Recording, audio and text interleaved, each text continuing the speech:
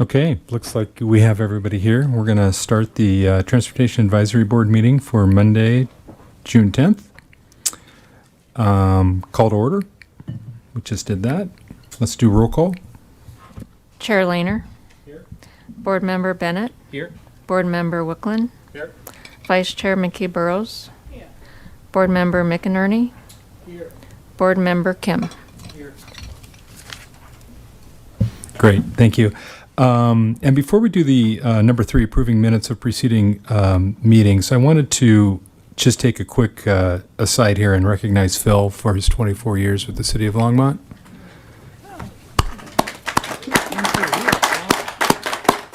We do appreciate your dedication to all things transportation in the city. Okay, we'll go to the approving of minutes of preceding meetings. Do we have any comments or corrections to the minutes from May 2024?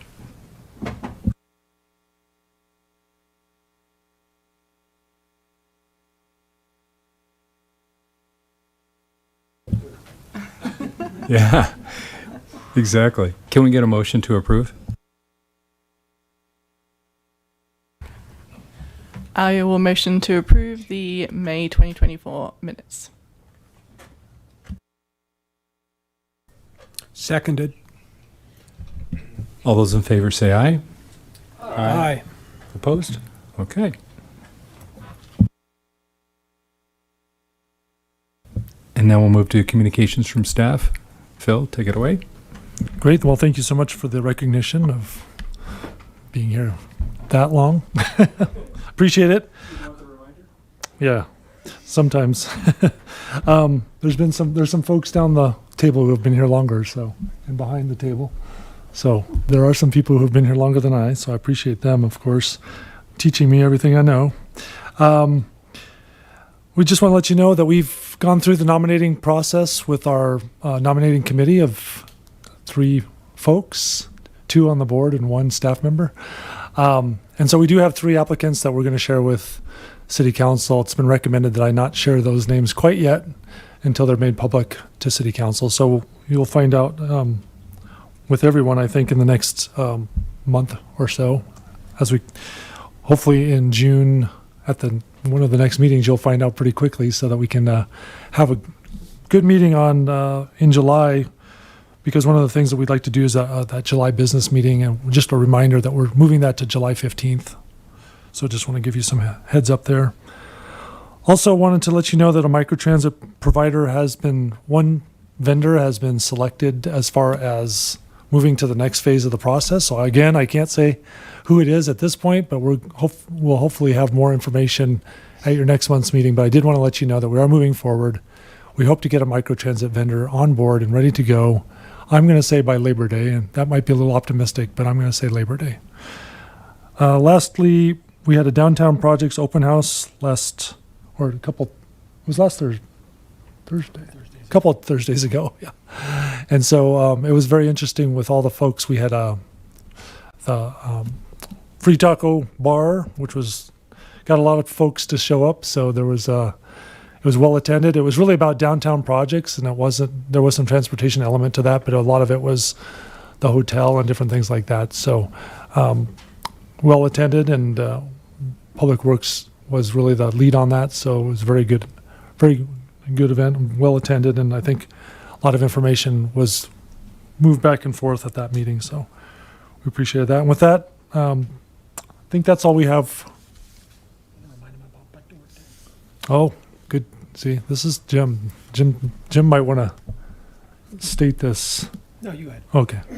Well, we just want to make sure you all know that it's Bike to Work Day on June 26th. And so Ben's sitting behind me, and he really kind of runs that show, and Jim provides the budget for that. So it's a really good event, and well attended.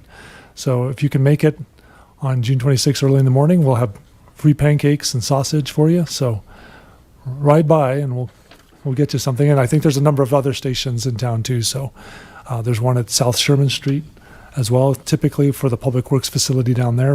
So those are the 2 city-sponsored ones. And then there's other sponsors that take over from there. So I think with that might be it for items from staff? Yes, sir.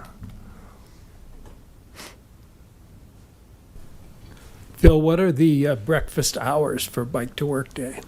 What are we saying, Ben? 9 or 7 to 9? 7 to 9. 7 to 9. Thanks. Okay, thanks.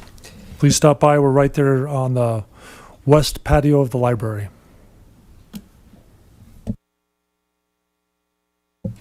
Great, thank you. Sounds like it'll be a fun event. Let's move on to public comments. We have Dan Wolford here.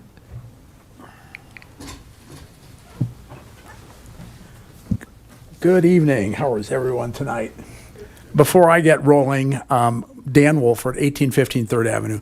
I'd like to congratulate Phil for 24 years. I'd ask him how his eyesight is. My wife's been his eye doctor for a few years, maybe. Not anymore, though. Not anymore. She recently retired. So I'm here representing a group of folks, Stan with our St. Vrain, and I'm here tonight to make an appeal to the Transportation Advisory Board. I'd love to see you folks provide a city council recommendation related to the city's permanent open space sales tax extension. This is kind of a weird process. A lot of times, much of the ballot issues and those come from council.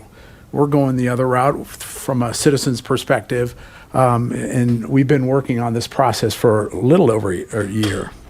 The bond issue, if it gets placed on the ballot, will not require any additional sales tax, so that's a good thing. Very similar to the transportation tax that was approved to be permanent, maybe 10 years ago?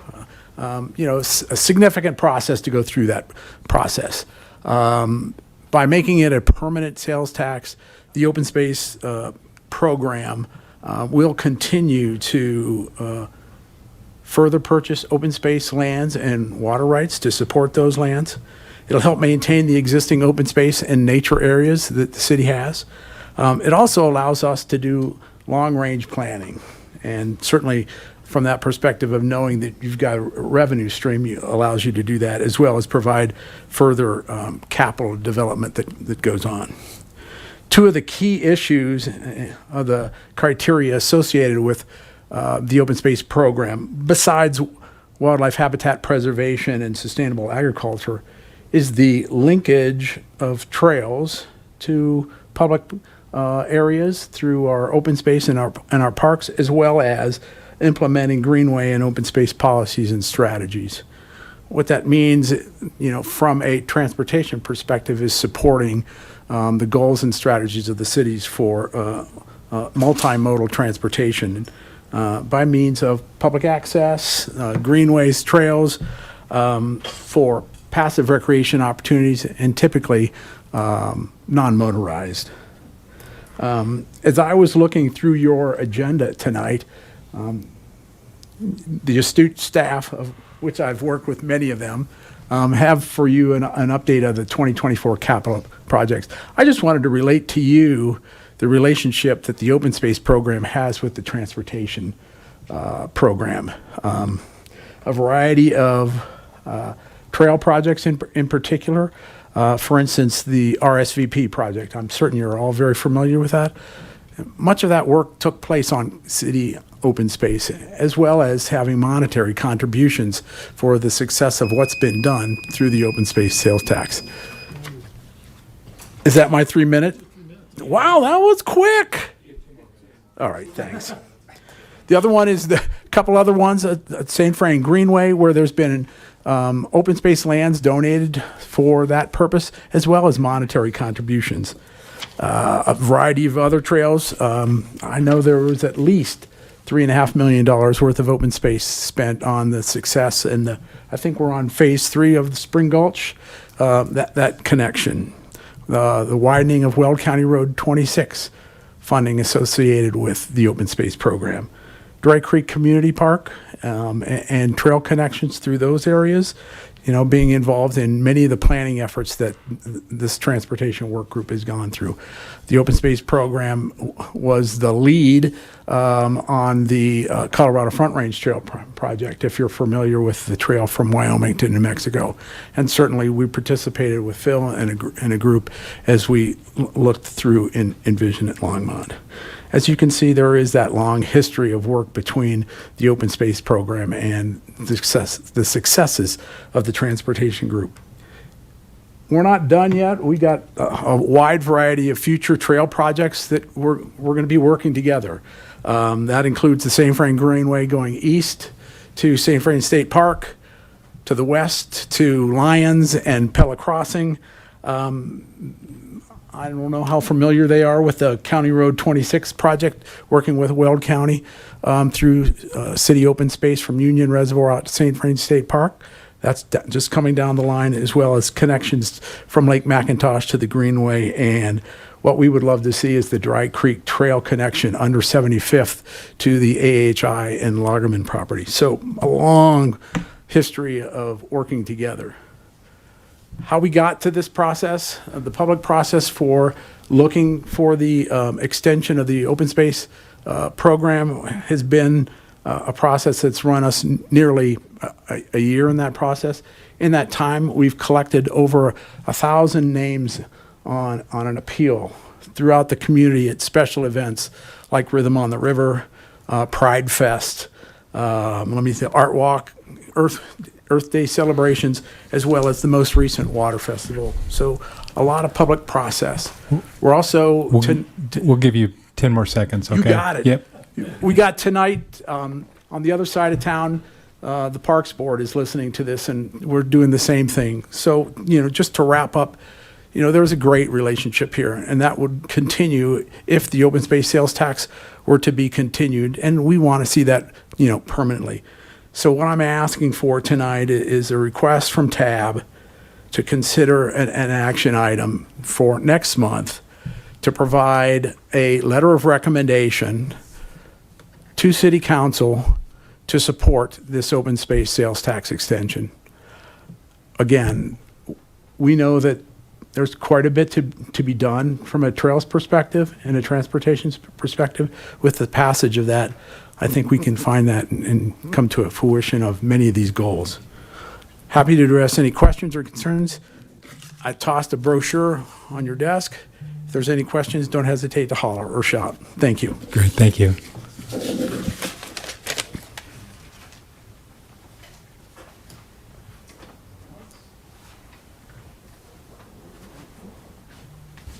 Okay. Thank you. And I guess we'll move on to information items, the 2024 CIP update. And I'll just introduce Alden Jenkins from our crew, and he'll take it from there and tell you who he is and the folks with him. Thanks. Good evening, Chair Lehner, TAB members, Council Liaison Yarborough. My name is Alden Jenkins. I'm a senior civil engineer within Public Works.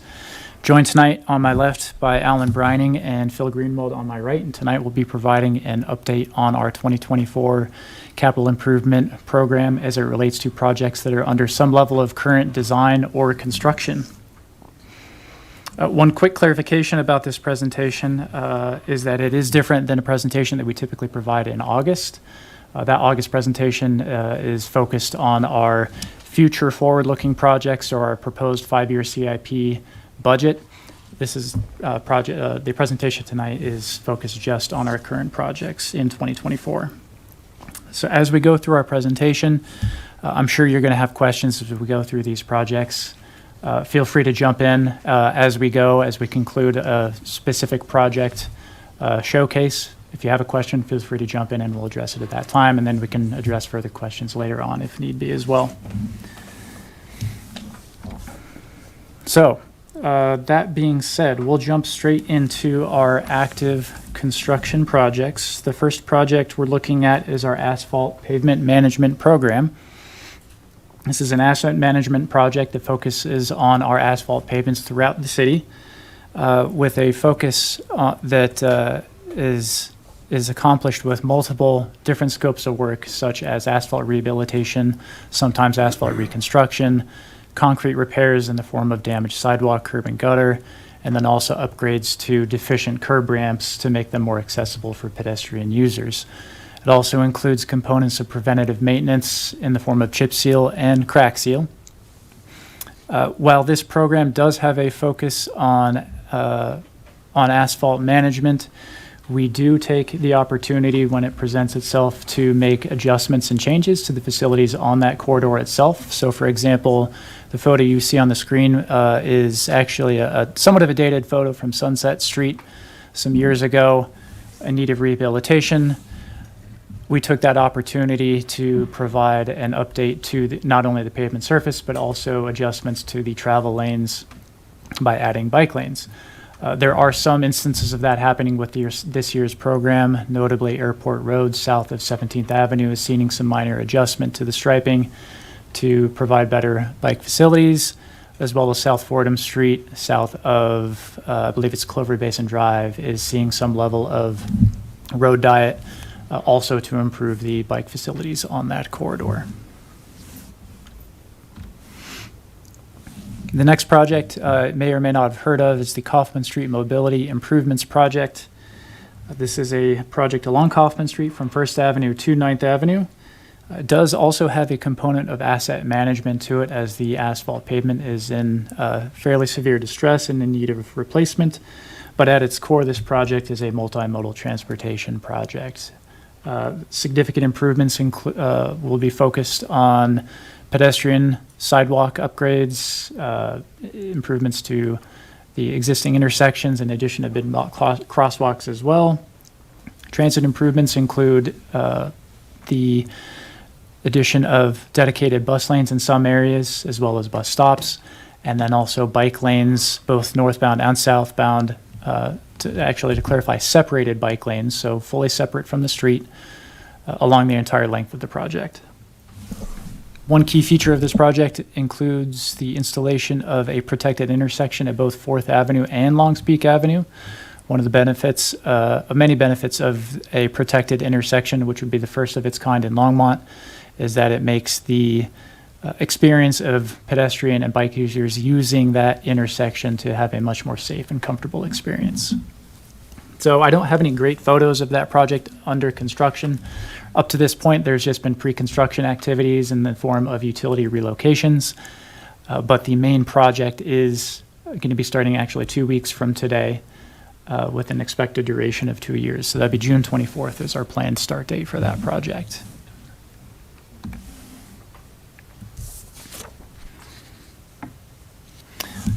Our next project here is the Spring Gulch Number 2 Improvements Project. This $4.5 million project is located from, trail project is from Weld County Road 26 down to the Sandstone Ranch Underpass at Colorado 119. This is the third and final phase of this trail project that has been, the third phase has been under construction since September 2023. As a result, most of the trail segments of this phase are actually already complete. At this point, we have a few areas that need to be filled in, but our current focus right now is to complete the pedestrian or the trail underpass that goes underneath the Great Western Railway tracks. That's been under construction for some time now. There's quite a bit that goes into that. So this is the key component to get the whole thing completed at this point. Right now, we're tracking this project for a completion in July of this year. So right around the corner, we're going to be looking at an opening day for this one. So I'm going to go ahead and pass this on to Alan for the next few projects. Thank you all. Appreciate it. I'm going to speak to you. I'll start with the Boston Avenue Bridge Replacement Project, which is currently under construction. I am managing that project. I'll run through a few of the highlights. If you have any questions about this one, I feel I can maybe answer those. The project is replacing the existing Boston Avenue Bridge, as you probably all know if you've driven by or ridden by or walked by or anything down there. We're constructing a new bridge that will be longer and wider both. So there will be additional widening to accommodate about an 8-foot pedestrian walk across the bridge on both sides. The last one, I don't know if you remember, was about a 4-foot wide walk that was a little frightening to walk across if there were big trucks coming around. They smack you pretty easy with their mirrors. The new bridge will also have on-street, 5-foot wide on-street bike lanes. There will be one lane in each direction and a center turn lane over the bridge. So the bridge is going to be quite a bit wider. It's about 110 feet or so longer than the existing bridge was. Well, it doesn't even exist anymore. We demolished the rest of it last month. The city entered into a contract with Zach Dirt in September of 2023. The project's contract time originally is 18 months, which takes us to about March of 2025. Demolition of the first half of the bridge started in October, and with a very aggressive schedule and some beautiful weather for construction, we put traffic onto the half of the new bridge that we've constructed in April. We're started demolition almost immediately after the entire old bridge is completely gone now. The new foundations, columns, pier caps, abutments are all complete on the new section. We cast the last girder, well, actually it will get cast tomorrow. So we'll probably have a girder set in July. So there'll be a 2-night closure when you can come down and watch some very large cranes that we don't typically have in town very often, swinging big girders into place on the second half of the structure. There is a modular block retaining wall, pretty impressive one on the west side of the creek that is now complete. All of the excavation for the new channel, we dropped the bottom of the channel about 6 to 7 feet under the bridge, so we excavated down into bedrock about 6 or 7 feet, and have regraded, and landscaping will start, well, I would say probably in about a month. Right now, if you go down there, it's pretty flooded. The creek has come up rather substantially in the last week, so I don't know that we'll be doing landscape immediately until the creek goes back down and we can get back in there to work. Actually, the contractor is approximately 7 months ahead of schedule, and we could be done building the structure in October of this year. I hesitate saying that because then I just, I just stepped right into it if I'm not done by October. But I have some personal interest in being done in October, Jim. So the next project is the Boston Avenue connection. This is one I'm very excited to see moving forward. We tried a few years ago and met with some resistance from the PUC. We have gone back to the PUC with a better plan now, and this route, the Boston Street route, when this is complete, will be an important part of the connection for transportation because of the bus rapid transit. We'll take access, come up from 119 up and across and through into the new First and Main transportation hub. We submitted 30% design drawings to the PUC in June, and we received conditional approval of the new at-grade crossing, pending final plans. Final plans are scheduled to be submitted to the PUC in the end of July. We have an estimated cost on that one of about $4.1 million, and we're planning to start construction in the spring of 2025. Next one, the Ken Pratt Boulevard and Sunset Street improvements. This is a real interesting project. from the engineering side of it. Anyway, there's an awful lot of shareholders who are involved, and you have to work through an awful lot of departments.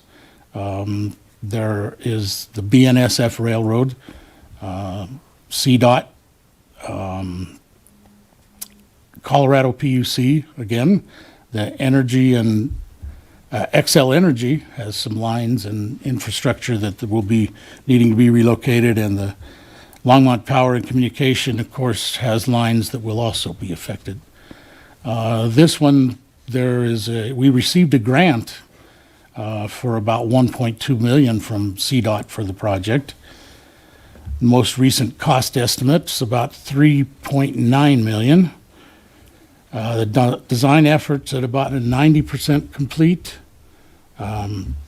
Construction is anticipated to begin early in the spring of 2025.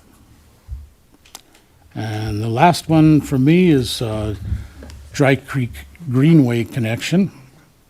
Oh, I neglected to mention, I'm sorry, that the Ken Pratt Boulevard Sunset Street improvement includes creating a quiet zone at the BNSF with new gates, new locations for the gates, a new median, all of the things that go into creating a safe, quiet zone.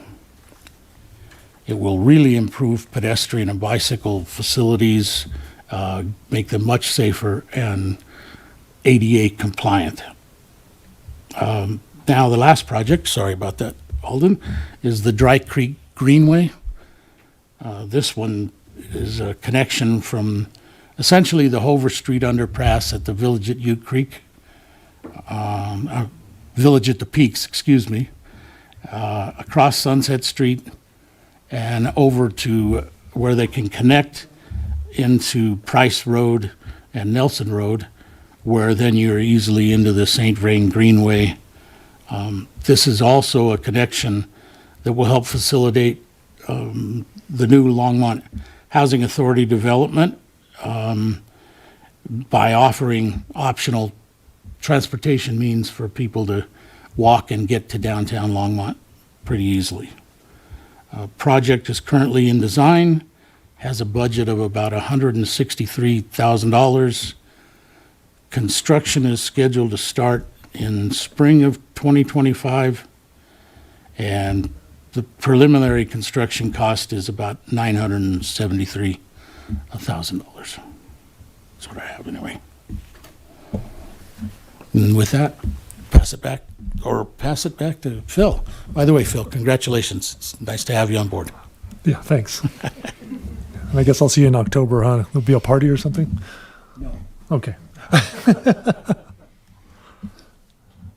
So I'm going to tell you a little bit about TRP 121, which is also known as the Colorado 119 Hover Street Intersection Improvement Project. And this one's a little bit more amorphous.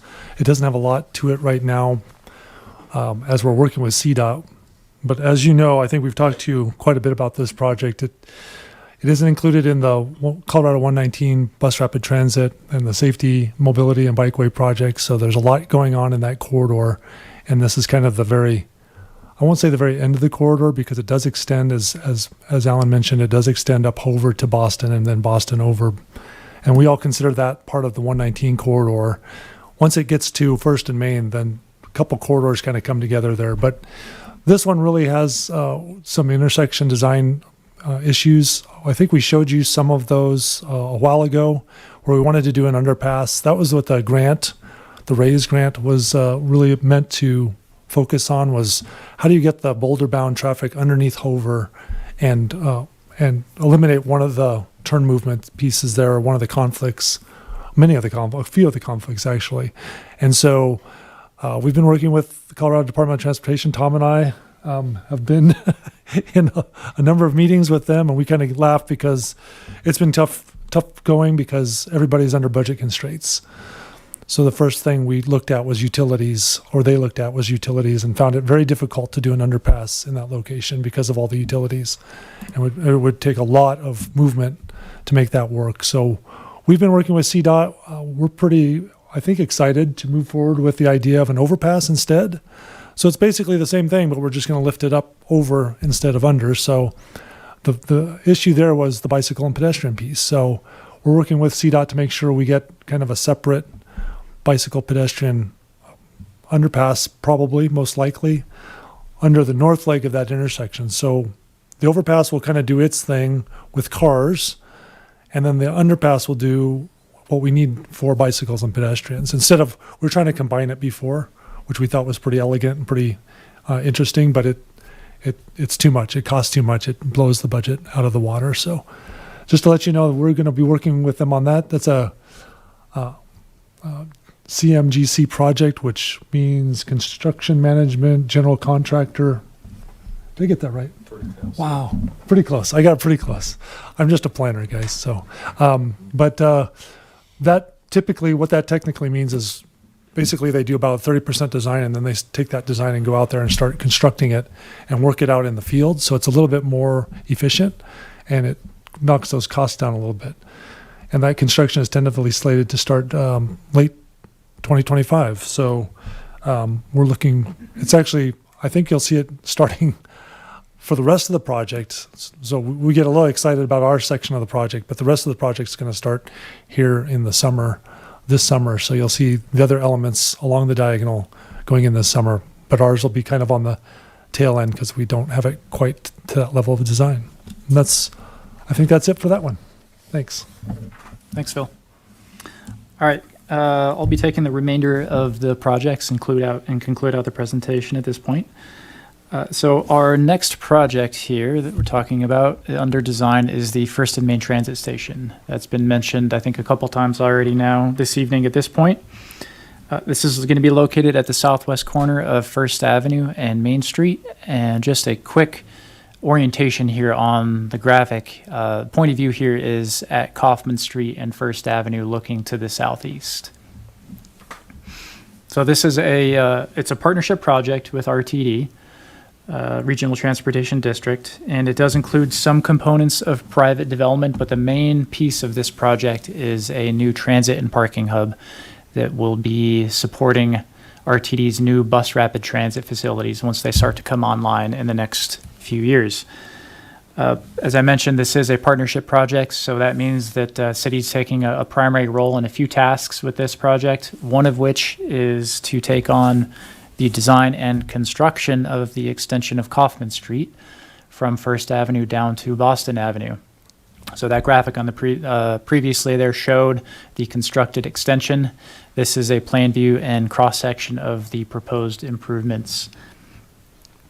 So this extension of Kaufman Street will include significant pedestrian improvements and bike improvements similar to those to the area to the north on the Kaufman Street Mobility Improvements Project. So that would be tying into that project to the north. It's all separate projects, but it's all one enhanced effort for this general area. Design is currently sitting at the 30% stage, and we are looking to go to construction for the extension of Kaufman Street in 2026.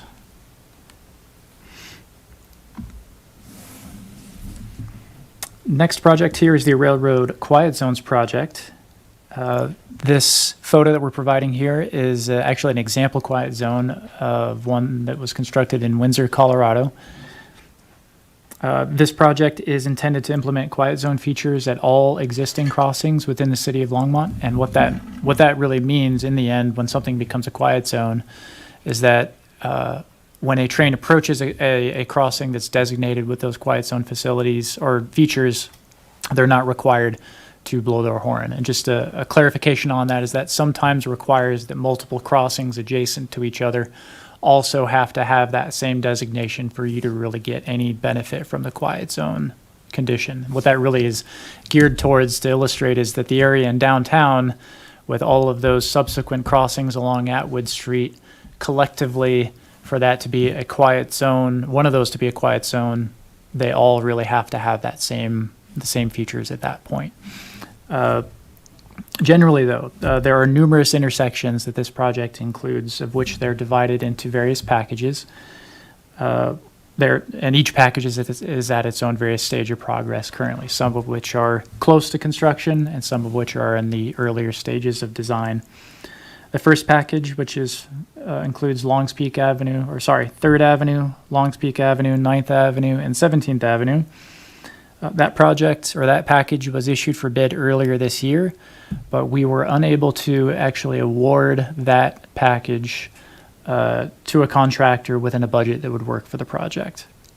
So what that means for us is that we're having to revisit our design with respect to some of the utility challenges that go alongside that first package, and our plan is to rebid that project again this summer.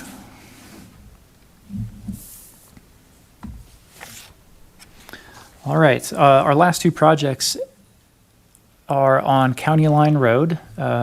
First here being the County Line Road Shoulder Improvements Project from Slayton Drive to the St. Vrain River. This is a joint project between the City of Longmont and Boulder County, with Boulder County taking the lead agency role for design and construction of the project, with the city having a contribution of $475,000 for construction. Planned improvements include the addition of paved shoulders on both directions of County Line Road from Slayton Drive to the St. Vrain Greenway. Boulder County is expecting advertisement of the project for construction within coming weeks, and the hope is to start construction soon thereafter and see completion of the improvements by the end of this year. Last project, also on County Line Road, this time to the north, up from 17th Avenue up to Colorado 66. Similar project in that it's going to be adding paved shoulders along the length of the project to support buffered bike lanes. It does also include a component of asset management as well to address the deteriorating asphalt along the stretch, as well as some focus to address the significant drainage issues that occur in some areas along the corridor as well. That project is at a 90% design completion, and we are hoping to go to construction on that one in early 2025. For our last slide, I wanted to provide a list of all of our projects that we have under active design or construction in 2024. Not every project listed here we showcased. The ones that we did not showcase highlighted here now. There is additional information provided in the communication this evening that you should have, and we also have staff available on hand to answer questions about not only those, but any of the projects we've talked about up to this point. So that concludes our portion of the presentation, so thank you for your time, and we can address any questions you may have. Yeah. Do we want to start on the end? Do we have questions all the way around? Don't mean to put you on the spot. Yeah, I don't have any immediate questions. Okay.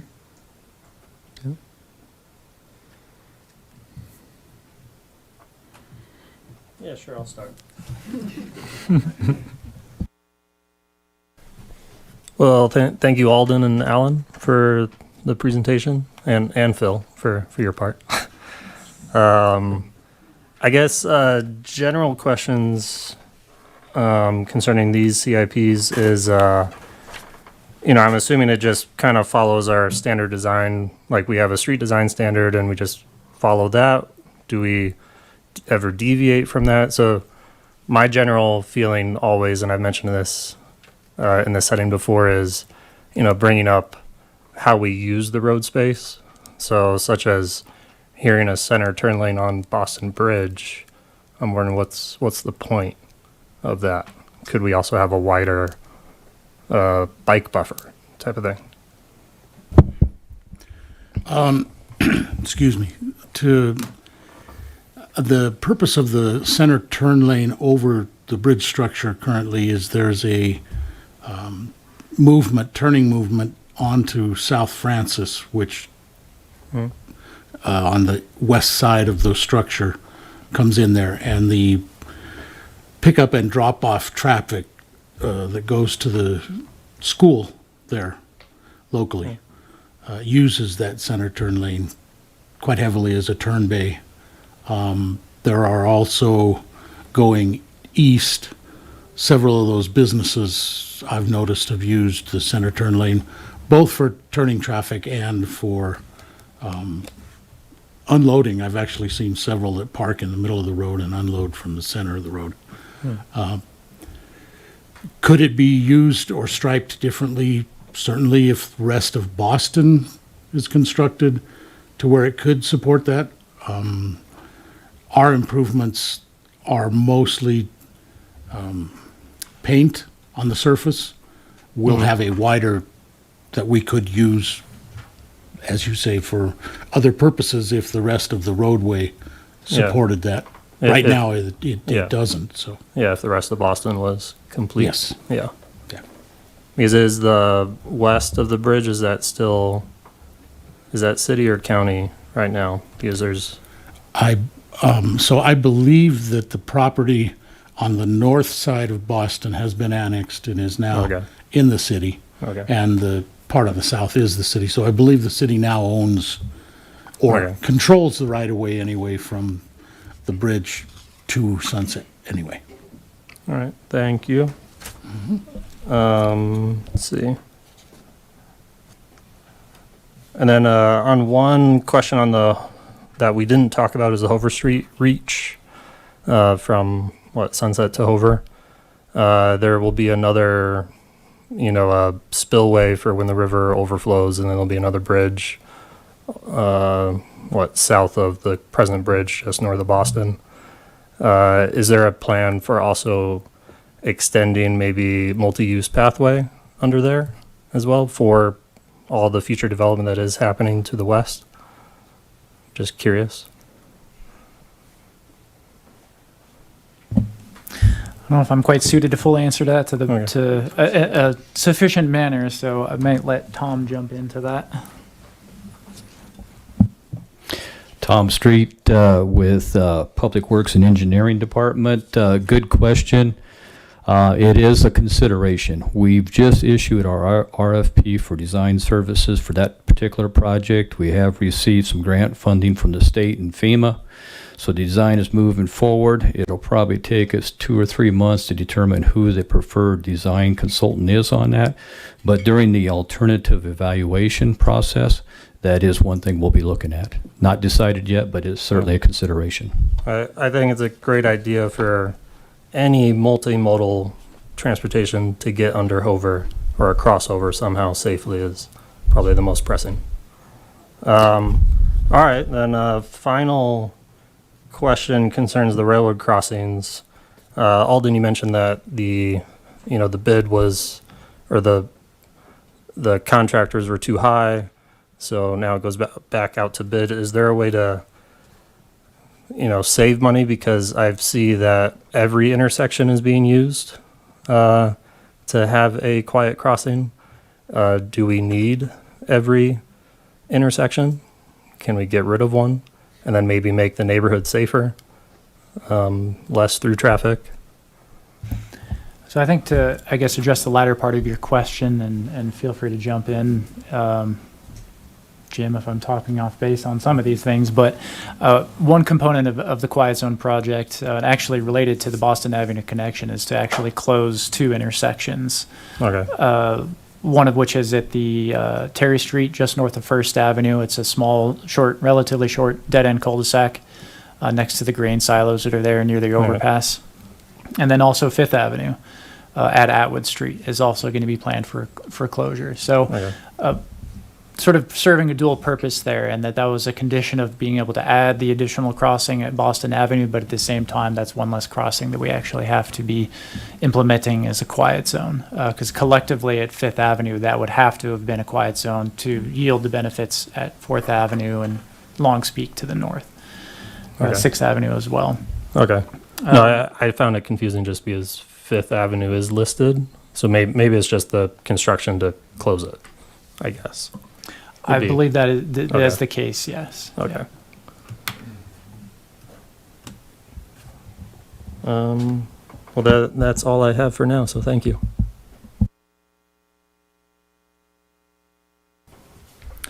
Thank you for all the useful information. That was illuminating to see what projects are under planning right now.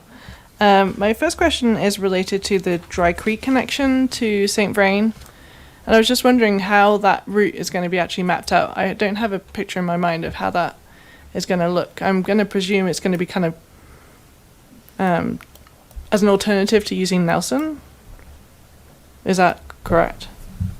So, Phil, if you want, I can speak a little bit to it, but I don't know that I'll have all of the answers. The connection, currently there's a underpass, underhover, that comes into the mall area, what used to be the mall. There is some signage and a connection that gets you supposedly through that area. It isn't right, exactly, and so what we'll do, I believe, is improve the signage, possibly some additional concrete work to clarify where the trail goes to get from there to behind the, I think it's Sam's Club. Yeah. And there is no walk that continues from there over to Sunset. So our link will run along the top of the channel, as I understand it. There's a Dry Creek channel that runs through that. And the bike path will be on the south side of the creek, and it will run along the top over to Sunset. And then there'll be an at-grade crossing at Sunset that can get over to where you can get to Nelson and Price. Okay, that's helpful because that is always a bone of contention for me because I bike through there all the time, and there's no safe way for me to get anywhere near Nelson without riding on Nelson. So Yes. I'm happy to hear that route will be a future project.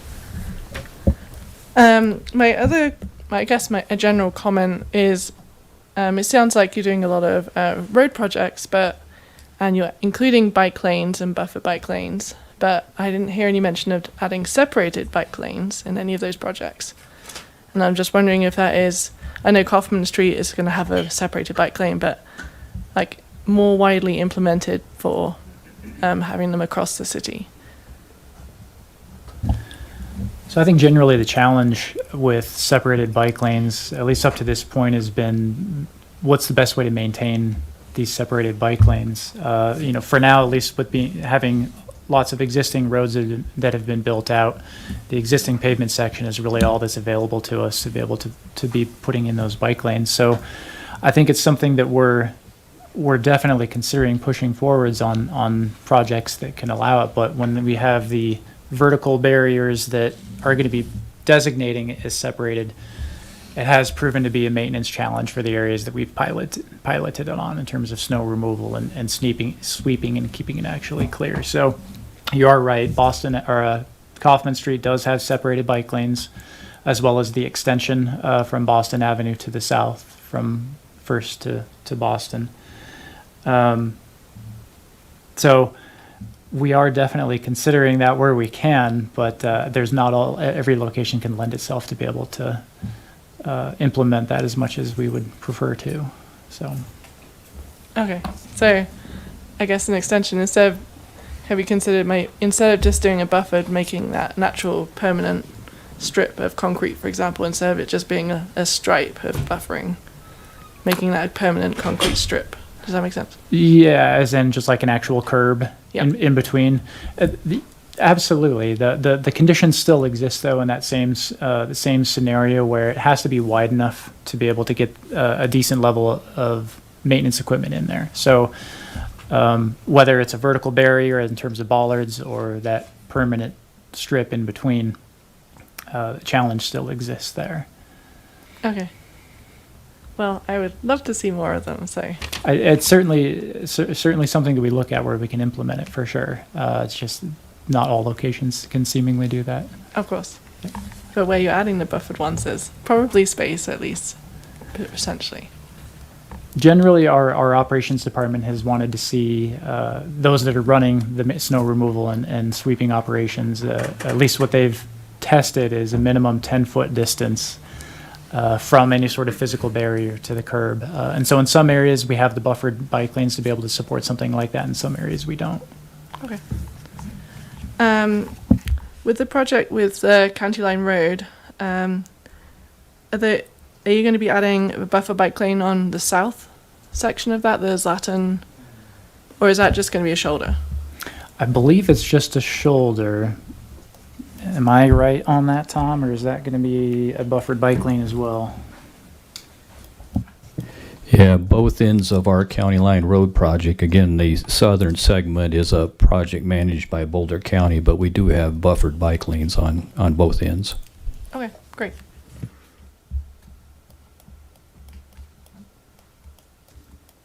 I guess that's all my questions. Thank you very much.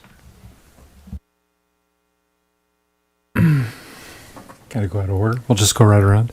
I just have a couple. The first is on the Hover. I guess we would call it a flyover now, I suppose. I guess my concern is the speed and the sight lines.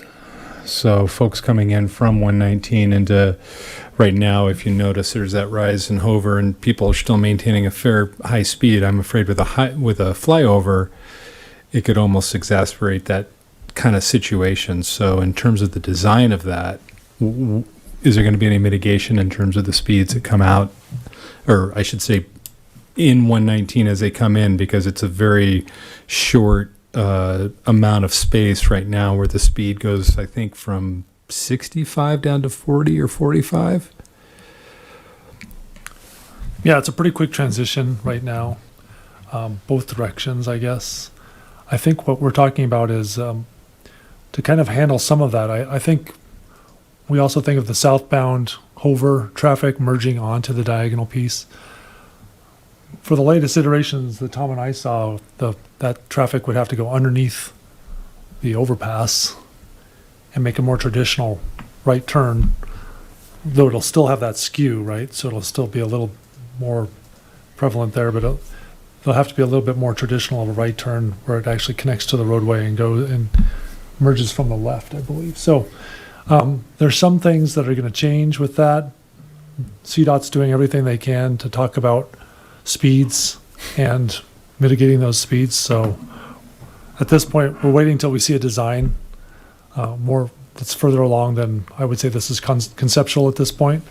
So as soon as we get to that next level of design, we can certainly make sure that I mean, that's a issue for all of us. So we'll certainly carry that forward. So appreciate that comment. Yeah, and then the other thing would be on, I know that you had mentioned at the beginning of the presentation that you do make some, I won't call it design changes, but some either accommodations or changes on some of the pavement projects. And I know I've stated this before, but on Clover Basin, for example, by the St. Vrain School, district office, we're going to have an accident there. A bicyclist is going to get hit on that road. I can guarantee it.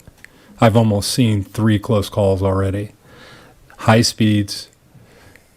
The street is too wide. It needs to either have a separated bike lane, not even a rumble strip. I would put bollards. I would put something up along to protect that. I'm just saying, I've seen way too many vehicles cross over into the bike lane indiscriminately because they're going too fast and they don't pay attention.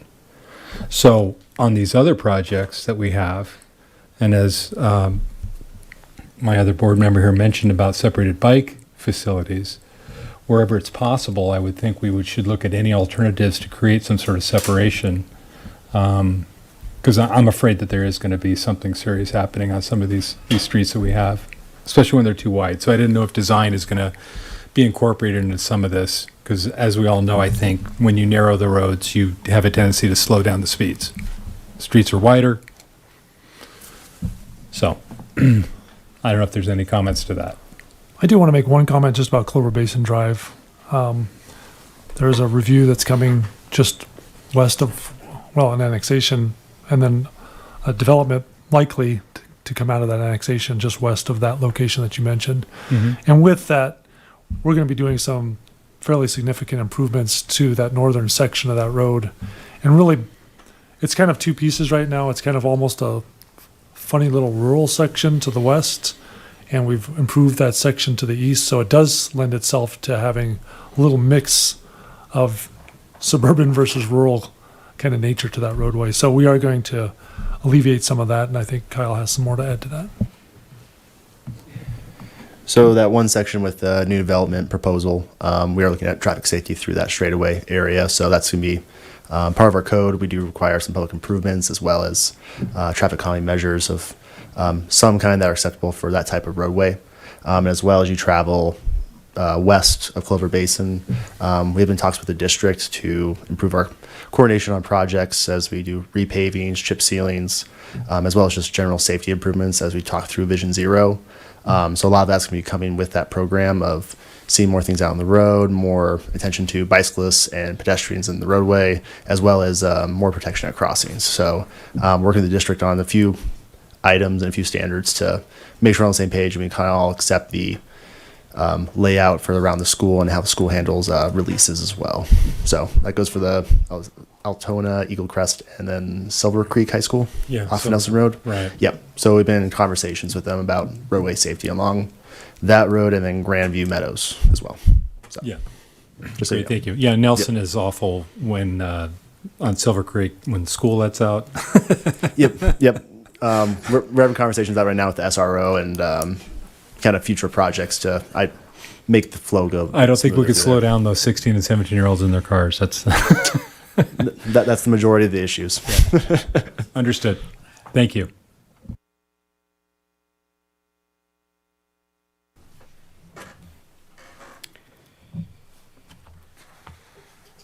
The first part of the presentation was about the asphalt management program, and there was a reference to some possible restriping and reconfiguration of Airport Road just south of 17th. And I'm wondering if the existing double white lines are going to remain at that position. And I also wonder, what does a double white line mean in Longmont? Doesn't mean anything to a car. So I believe the changes that are planned at that location are actually to eliminate what's now a dual southbound left on Airport Road itself. So from 17th Avenue heading south, there's the two parallel southbound lanes with the double white between the two of them. And I think the original intent at the time when that was installed, and gosh, that was many years ago at this point, especially considering the faded nature of the striping that's out there right now, the intent was to keep, I believe, those making right turns, westbound or eastbound right turns that go south on Airport Road separate from those making the southbound turn from westbound 17th Avenue. So you wouldn't have those two lanes merging together at that point.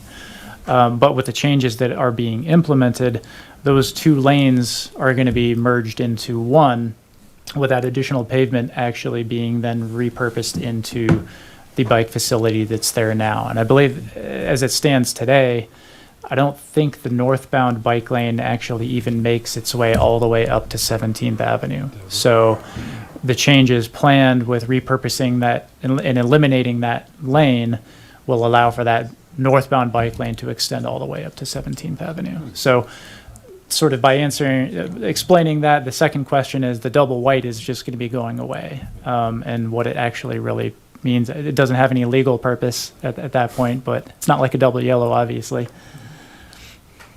Okay. This improvement wasn't part of your presentation, but it was described in our packet, and it was also on the list of improvements that you presented at the end. Pace Street from 9th to 17th. What type of buffering is proposed for the new bike lanes there? So that project is in the early stages of design. I believe we're only just now selecting a design consultant to be able to start working on those improvements. So the initial concept is to provide at a bare minimum our standard buffered bike lanes, which is the 2-foot buffer with a 5-foot lane.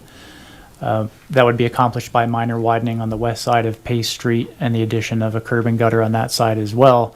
But as we work through design and potential alternatives, it may make sense to expand that to either a larger buffer area. It just depends on the amount of space in which we have to work within as we come into both the intersections at 9th Avenue as well as at Mountain View Avenue and proceeding up to 17th as well, since that is actually capturing that whole stretch from 9th up to 17th. So in Longmont, when you say 2-foot buffer, is that just paint? It's 2 painted lines? Yes, so in terms of referring to it as a buffer as opposed to a separated bike lane, buffer would just be the paint. Separated would include some level of physical object in between the bike lane and travel lane. Got it. Thank you.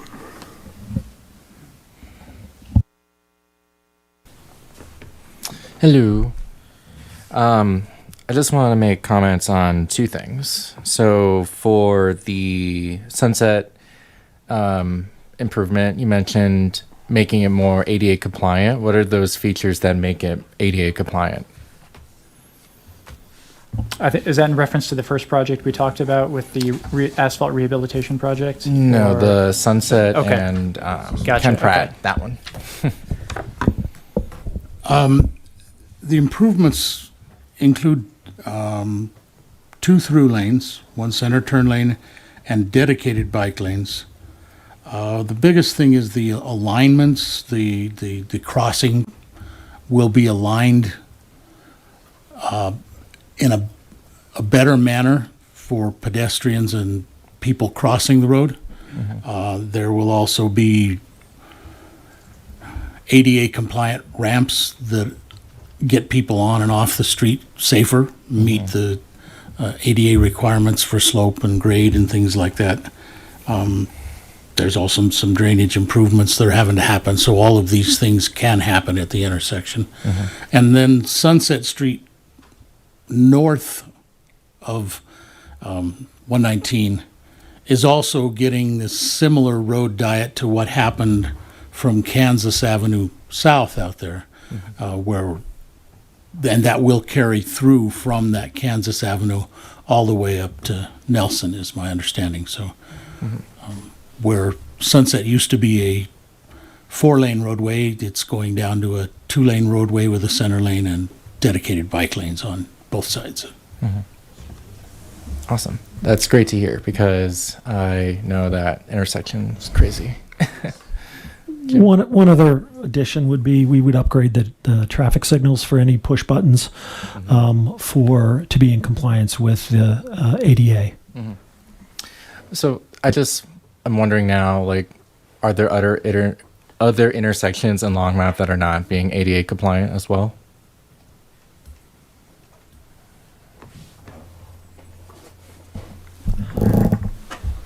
The answer to that would be yes. And are there like more plans So to address them as well? Part of our asset management work is, and it's a rule of the Department of Justice, is that whenever a community goes in to do any improvements, whether it's a asphalt rehab or an intersection improvement, they are required to bring those intersections up to ADA standards. And our Longmont's been doing that for years. So whenever, as Alden indicated, whenever we're doing an asphalt rehab, we're also repairing and replacing concrete and adjusting curb ramps. So the city, whenever we're doing a project, is bringing our intersections up to ADA standards. Awesome. That's great. Amazing to hear. I'm glad. And then my other comment is not related really, but to the Dry Creek Greenway. I'm really happy to hear that development because I walk a lot around Longmont and it's gorgeous and it's like one of the best features around here. But my question is related to the fact that I live on the east side and across from Ken Pratt on the south. And I'm wondering what is the way, or I guess how to phrase this, between, Costco and those new apartment developments. There's the Quail Road, and then there's like literally the St. Vrain Creek. How would there be a way to connect the greenways there and people living on the east side to all these major new developments that are happening? Because in theory, if I could walk out my door all the way to the mall, that'd be crazy and amazing as well. Part of that, most of that is in the planning realm. So what we'd really like you to do is work with us on the transportation mobility plan and make sure that those connections are included in that. And so then we can share those up and start to develop projects and start to get hopefully some grant funding or some kind of funding to make those projects possible. We don't have a lot in that area, quite frankly. It was a plan to have the St. Vrain Greenway, and obviously that plan changed a little bit. Dan is gone. Oh, he's still here. Good. Hi, Dan. Dan's still here. Good. And he knows a lot about the changes of how the Greenway then went south and didn't go next to the neighborhood that I think you're talking about. But we do have other ideas of how to get people across that roadway, hopefully more safe. We also have a Vision Zero plan that's coming on. You'll be hearing about that in the next month. I think we're going to bring that up in July. So that would be a great place to also make that comment. So we'll certainly take it into consideration and move on to those next steps. So appreciate that. Yeah, no problem. Because I'll just walk from my apartment to Lane by Walmart, and then into the Sandstone Ranch, and then I wrap around Quicksilver. Then it's like I have to go north and then deal with the road on Ken Pratt or keep going. And I'm like, I don't feel like going like 20 more miles today. And we are trying to make it safer for you to go down East County Line Road and be able to connect to the Greenway that way as well. So there's more direct connection, hopefully, that way. Yes, that'd be great. And I very much wholeheartedly support the Save Open Space as a person who benefits directly from it. It helps a lot. So thank you. That's all I had.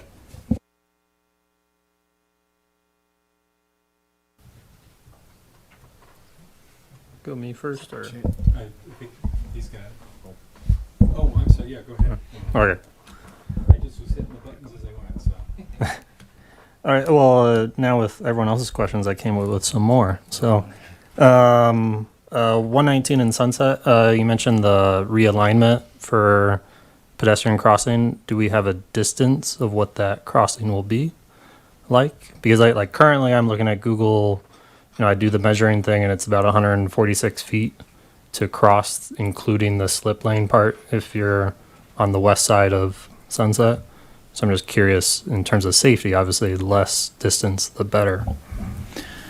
I can probably speak to that a little bit, and if anyone wants to add anything, feel free to do so. But I know one of the challenges with that particular crossing is to absolutely agree that, yeah, the shorter distance is going to be better in the end in terms of less exposure time. I think by accomplishing that shorter distance, you would have to realign that pedestrian crossing such that it was farther away from the Sunset Street intersection. So you're crossing rather than at askew, you're crossing it more at a perpendicular angle. And by doing so, at least on one leg of that crossing, you're pulling the section of the crosswalk away from the Sunset Street intersection, so farther away from the visibility of the corner, so that those vehicles that are going to be making a turn on from, say, northbound Sunset to eastbound 119, while you could shorten the crossing distance, you would be sort of tucking the pedestrian crossing farther away from the intersection, and a vehicle could be making that turn without seeing that there's somebody that's in the crosswalk, potentially. So balancing shorter distance and visibility is something that I know that the project manager has been trying to work through and consider as far as, are we making it much shorter than is it from what it is today? I believe it is, with the addition of some of the improvements at the islands, but it still is a long crossing. I think any way you look at it, due to the nature of it being a skewed intersection, it's going to be a long crossing without the addition of, say, a center island to provide refuge. And then with it, obviously it's complicated because of the skew. Is that why we have to have the slip lanes, essentially? It's just too sharp of a corner to get onto? Good question. I don't think I can fully answer that. Yeah, because right slip lanes now. are always an iffy, tricky part where a driver is not necessarily paying attention to people on the crossing. So. Well, with the other stakeholder in this area being a major moving company, Okay. we were just being cognizant of the trucks. very large semi-trucks, that have to use actually both sections because of the deliveries that come in as well. So I believe that was part of the issue, was just trying to accommodate probably the largest truck that our roads carry. And then my final comment is I'd just like to second, Chair Lehner and Board Member Burrows, just because, in terms of buffered bike lanes, I would be curious. I'm sure there's a study out there that I'll find that will talk about, how effective is paint when we know if we widen a road, vehicles go faster. So does paint solve that problem, or are we just creating faster cars? So just something to keep in mind for all our future projects. Thank you. Great, and thank you, Chair Lehner, for allowing me to gather my thoughts. Overall, I love hearing the updates on these projects. Very excited for Spring Gulch 2. That'll help my commute as someone that bikes to work. I also am someone who bikes to work and does bike on County Line Road where it is, and I also share the concerns that Chair Lehner and Board Member McKee Burrows has on the side streets, and I am concerned about the connection from 17th Avenue to Highway 66. I don't see why it would be necessary to get a shoulder when I think instead we should be encouraging pedestrians and bicyclists to use Sundance Drive. From what I can see, they can easily access Sundance Drive to 17th to get onto County Line Road as it stands, and that adding a shoulder creates a false sense of safety. But that's just my concern, because as it is right now, I go from 9th Street to and County Line Road to Highway 119, and I do not feel safe on the shoulder personally. I end up using the sidewalk whenever possible.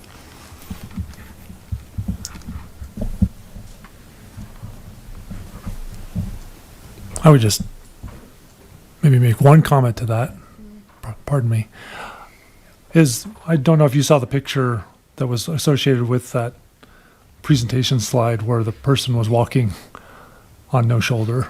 And so people are out there bicycling and walking that today, and they know about Sundance and they're not using it. So that was part of the consideration. And then also just the general safety to all traffic, like all users of the roadway, being able to provide that shoulder actually gives a little leeway. I mean, right now, if you look at the cross section, it is just the white line, and then it falls right into gravel and dirt and some grass, I guess.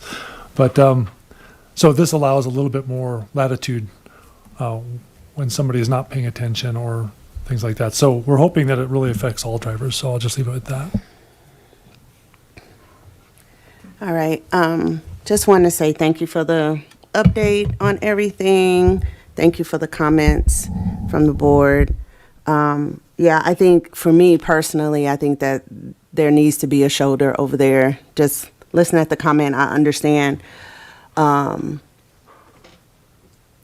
understand the opposite, but I feel like it needs to be a shoulder just even for drivers to have somewhere to pull over in the middle. I mean, it's dark on 66 and if something happens, and just for public safety reasons, it's important to have a shoulder on that road. But because people do not follow rules, we know that, right? And so if we can, thinking about Vision Zero, thinking about how we can lessen fatalities or accidents, I think having a shoulder on a major highway or like that is very important. I just wanted to comment, I wanted to comment on Sunset.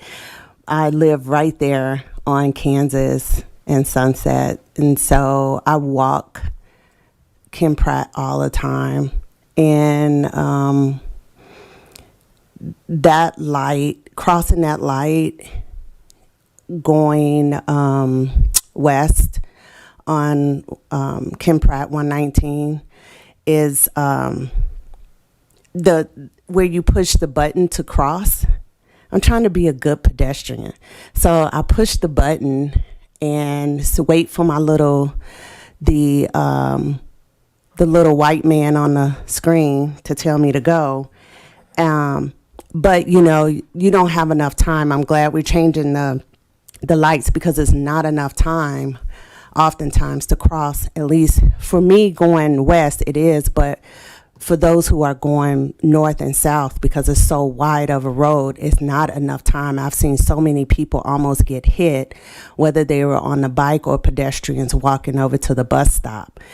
And the light in general, just to make a left-hand turn to go any turn, the lights are so short, and there's no turning lane. And so I have seen so many almost accidents almost every day. And we know there's a high school right there. We know that Front Range College students are over there. We know there's a middle school. Parents in the afternoon or early mornings, it's crazy, and let alone talking about Johnson Moving Company that's right there as well.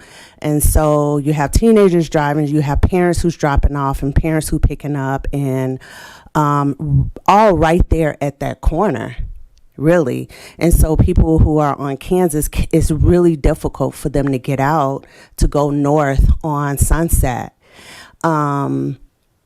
And so I know what I've done many a times is turn around on Kansas and go the long way just so I can get out of that.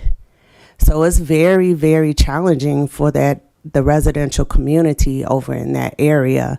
And like I said, I walk all the time. So yeah, I don't know how you would tighten it up, because I feel like when you want to cross and you push the button and you have to walk to that corner, it is sometimes cars are not paying attention. Yeah, you know that. And I know it's a pedestrian's responsibility to also pay attention to the vehicles. But when the light is very short, you're basically running across the street just so you can cross it. So, I think one of the things is making the lights longer for sure, and I'm glad we are narrowing the road, and we do need a turning signal, and the lights need to be longer. And where you push that button to cross over on the east side of the street, it is far from that corner.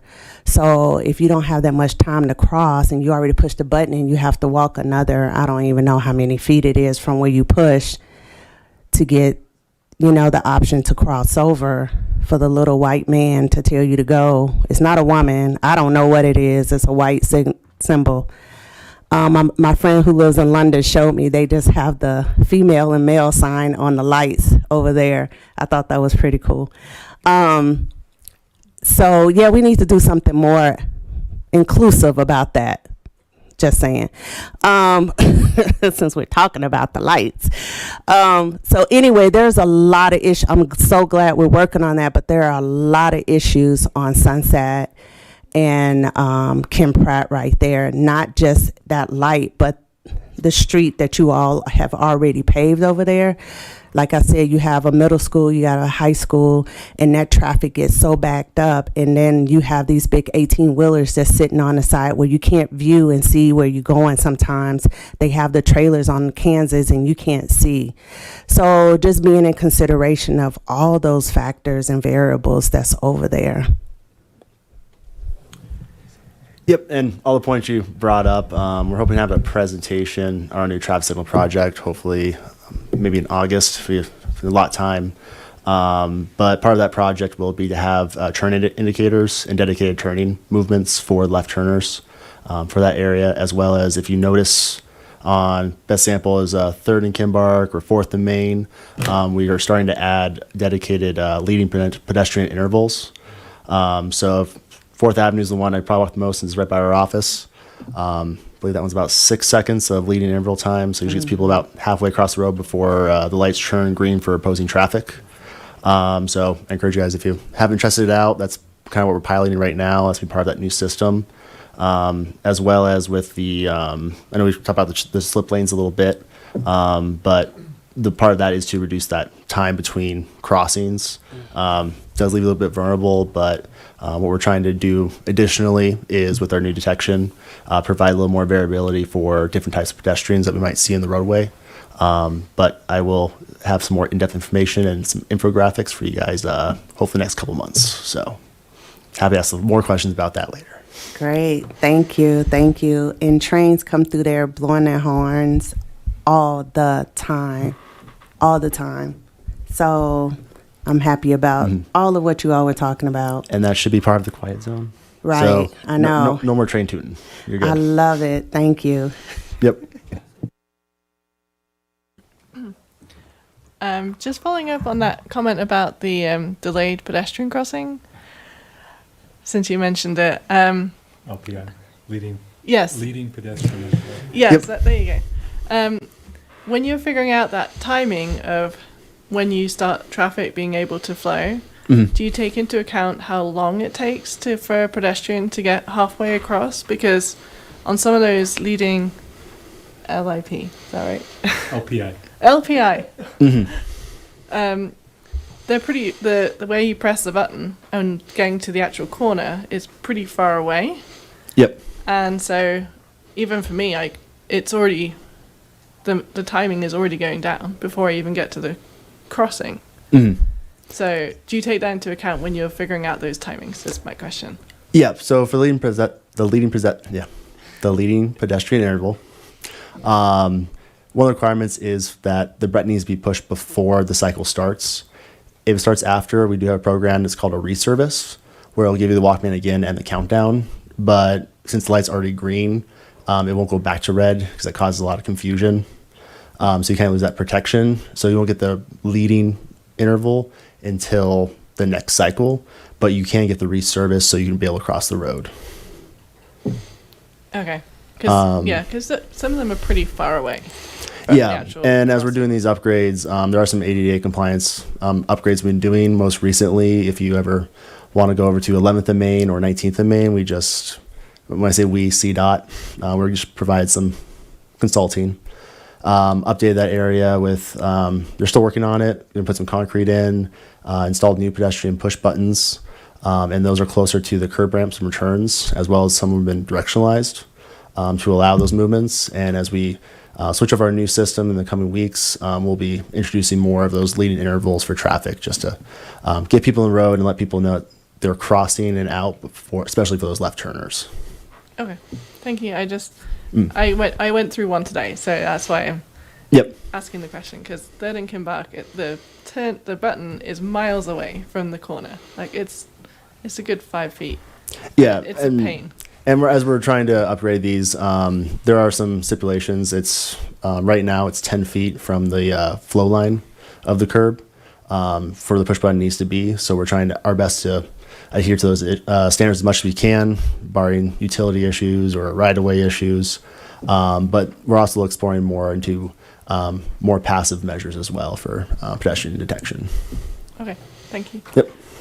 I just had another question. I'm sorry. Oh, no, you're fine. It's about the ADA compliance. I'm not 100% familiar with the ADA compliance on the curb cuts and how you do those at the corners, but almost every intersection, the curb cut is a diagonal to where you cross. So you either go, if you're going like north-south or east-west, it's always between the two streets. And so it's never really a good angle for either direction because you're always going straight into traffic because it's a diagonal. And I'm thinking like if someone who's in a wheelchair is going to be literally riding right into traffic because they're going at a diagonal rather than going with the flow. Does that make sense? Yep. And we do have a lot of those curb cut sections in the city. We have been, as we've had projects, trying to directionalize those as much as possible. The reason for the kind of dome ones that go kind of diagonally is most likely for spacing. It was an older standard. The newer standards would like to edge towards more directional ramps where we can fit them.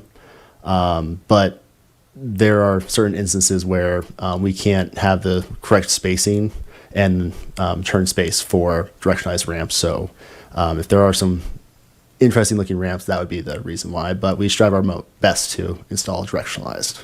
Okay. Yeah, I'm just thinking about the one you just redid on Pike and Hoover because it goes like basically it's all the way around now where you have the curve coming down. So it doesn't matter which direction you come from because it just goes all the way around. And it's not just like one tiny little strip. I have to double check that off the top of my head. I can't quite picture it, Yeah. but we'll check it out and see. Sometimes it does happen with kind of the turn radius of just the entire intersection and how much, again, right away we might have. As I think it's Oscar Blues on that corner. I think we're right against the right of way, I believe. Yeah, I'm thinking about the east side. You just East side? redid that side. And Well, yeah, that's the east side. we'll definitely look into it Yeah, and see. because I really like the way you did it Yep. because it's very easy to enter from either direction. You're not dealing with it going into diagonal traffic. So anyway, I just wanted to ask that question. Thank you. No problem.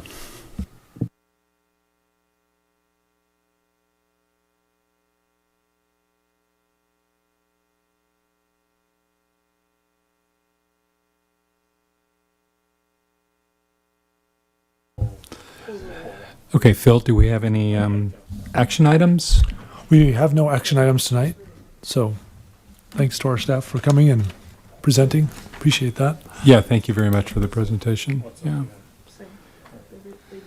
Okay, we'll do comments from the board members, and I'll switch it up again. We'll start with Councilmember Yarborough, and we'll go this way. How's that? She gets rolling. Oh, but I got to do that, so there you go. Thank you. I really don't have anything to say. I think I talked a lot already. So I will say that I won't be here next month. I'll be in Japan. So sorry I'll miss that because I really want to hear about Vision Zero, the update and everything about that. What you gonna tell me? It's on YouTube. Okay. It'll be saved for you. So we'll get, make sure you get it. Okay, yeah, I'll watch it when I come back. Okay. Absolutely. Have fun. Have Yes. a good trip. Yes. Thank you.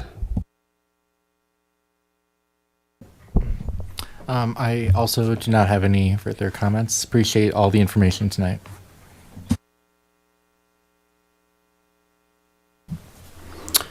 I want to thank staff for the presentation. Very informative, and it's great to hear and see so many projects ongoing in Longmont with multimodal components.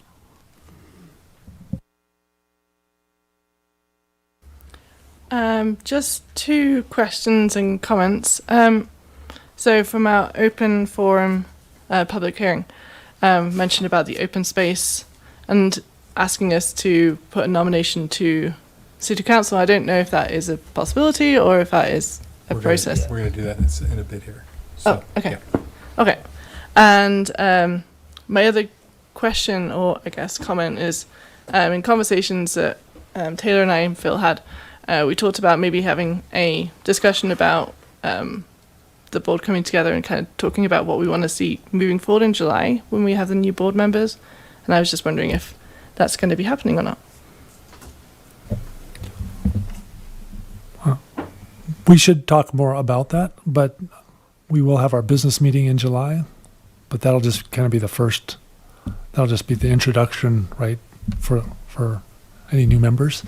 So we'll have to do that first, and then we can talk about if you want to bring that up, maybe as same thing that we're going to try to do in item number 10 here for the open space piece, is bring that up as something specific in the agenda for future.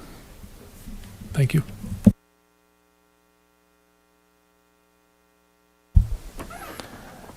Well, I don't really have any comments, so thank you for the presentation. Thanks for answering all our questions. I hope it was entertaining for you all. So it's always informative for me as well. So thank you.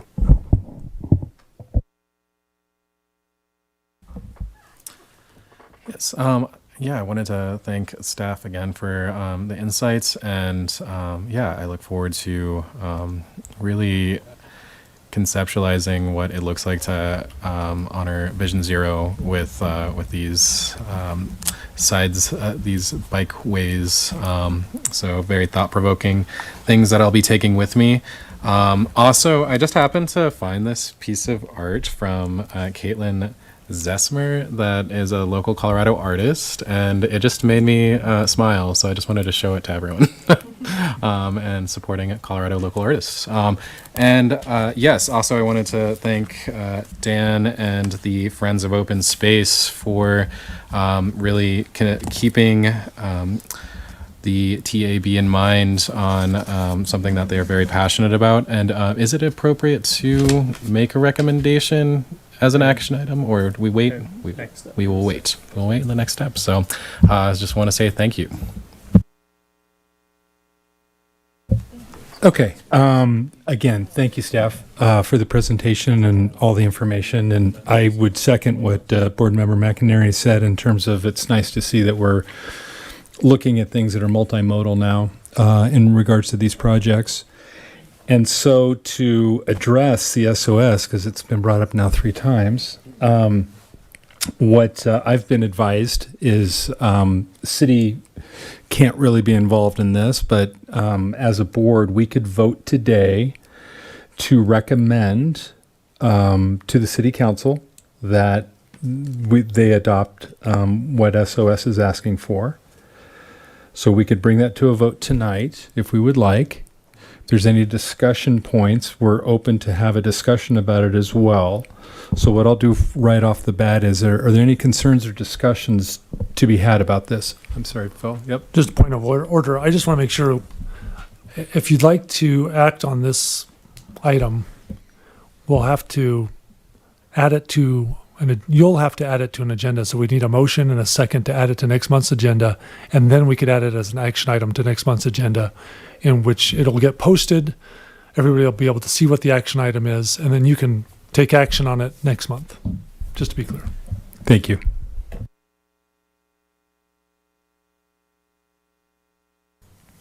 Motion to add the adoption or recommendation to City Council of the SOS to next month's meeting. Second. All those in favor? Can I make one comment for discussion purposes? Sure. Are we allowed to ask Dan Wolford any questions about this right now, or no? I'll take that as a no. My thought is it's more appropriate next month, but Okay. All right. Thank you. unless it's about this, moving it to next month. Yeah.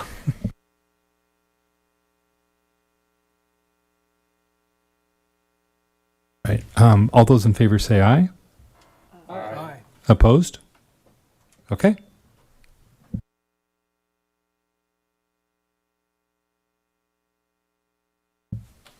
So other items for next month's agenda is that business meeting we talked about having as our first meeting as a new board.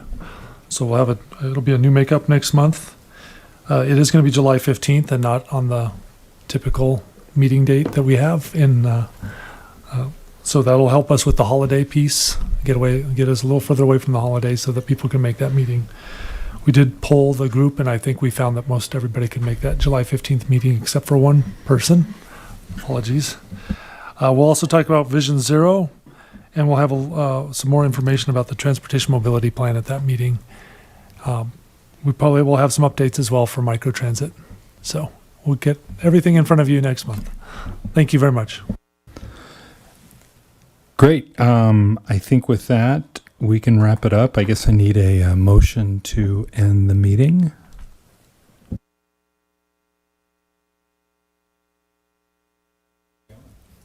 A motion to adjourn the Transportation Advisory Board meeting.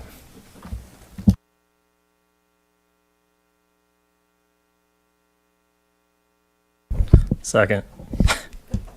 All those in favor say aye. Aye.